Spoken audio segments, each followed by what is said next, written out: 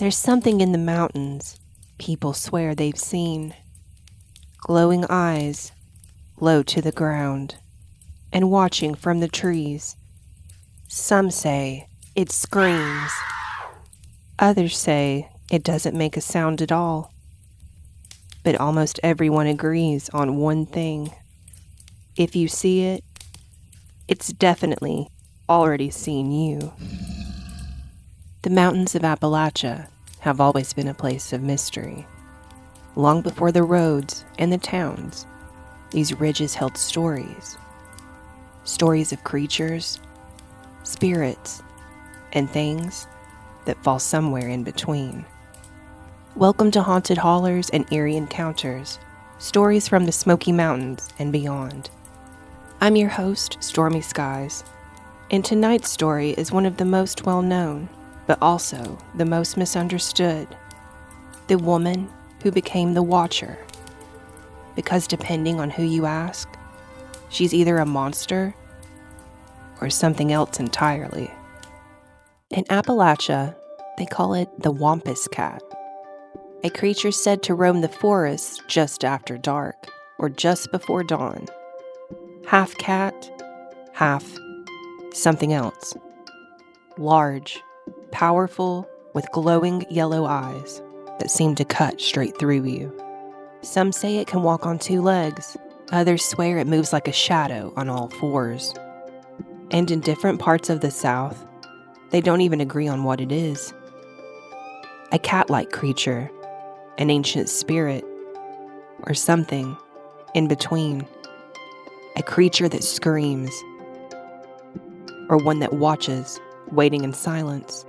The details change depending on who's telling it.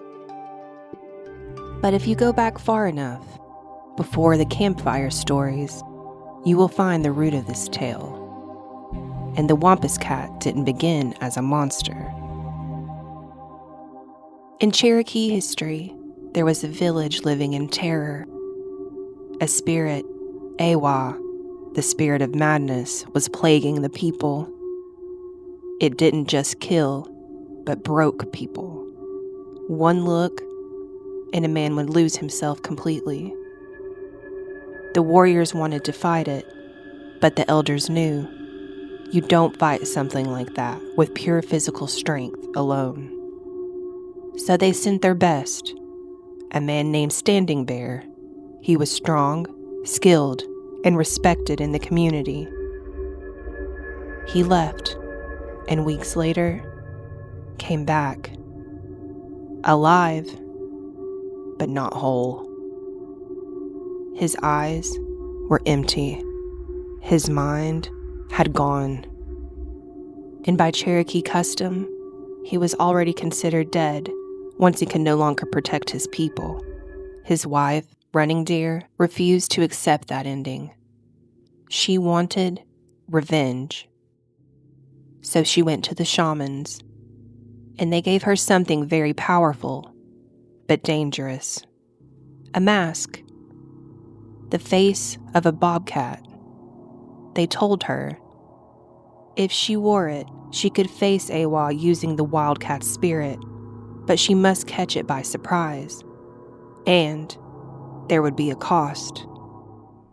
She tracked the evil spirit through the forest. Days passed. Then, one night, she found it, drinking at the water's edge, unaware. She got closer and closer. Then she leapt. The spirit saw her in what was no longer just a mask. And something happened. It recoiled in fear from what she had become. Beholding her, Awa's dark power was turned back on itself, and the spirit collapsed and vanished into the water. Running Deer ran. She didn't look back. When she reached the village, they honored her. She had done something impossible, but something had changed. Some say she was never fully human again. Some say she became something otherworldly, something that still roams and watches over the forests.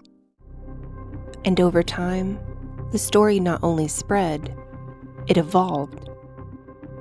As it moved through Appalachia, through campfire stories, front porch warnings, and through shared whispered encounters, the protector became something else.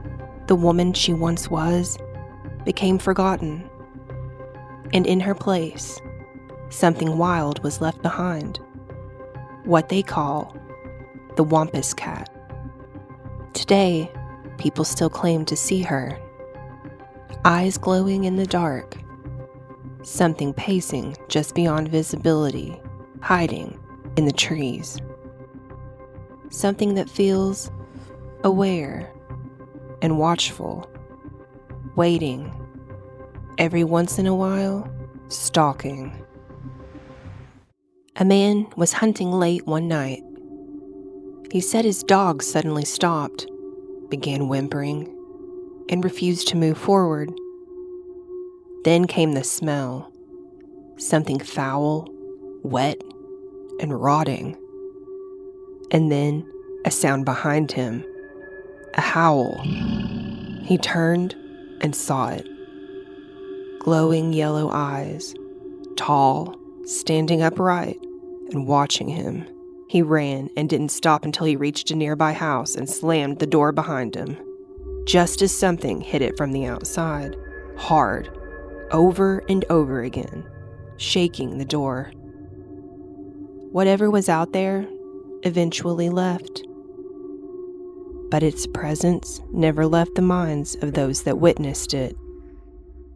Depending on who you ask, it's either something you should fear or something that's been watching over the forest for generations. Have you ever experienced something you couldn't explain? Strange lights moving through the sky, shadows that don't move the way they should, or something following you along a mountain trail? Give me a holler. Send your story to MyHollerStory@gmail.com, and your encounter might be featured in a future episode of Eerie Encounters, First-Hand Frights. And if you're enjoying the show, make sure you're following so you don't miss which haunted holler we visit next. New episodes drop every Saturday at 5 p.m. on Spotify or wherever you listen to podcasts. As always, I'll have all episode sources and further reading linked in the show notes, if you're brave enough to delve deeper into the shadows. If you'd like to support the show, you can find my website in the description.